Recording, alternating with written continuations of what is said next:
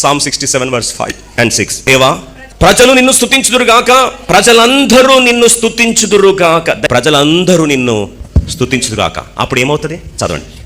అప్పుడు భూమి దాని ఫలములిచ్చును, భూమి తన ఫలములిచ్చును.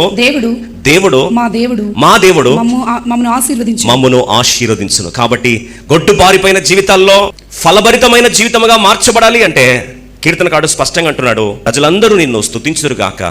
నిజమైన ఆరాధనలో ఏముందండి? బలాభివృద్ధి ఉంది. There is fruitfulness in praise, there is fruitfulness in worship.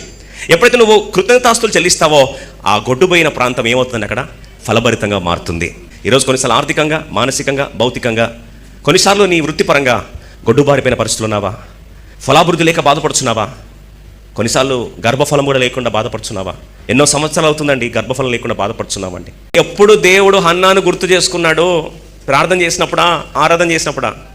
తరువాత వారు ఉదయమందు వేగిరమే లేచి యెహోవాకు మ్రొక్కి యెహోవాను ఆరాధించినప్పుడు తిరిగి రామాలో తమ ఇంటికి వచ్చిరి.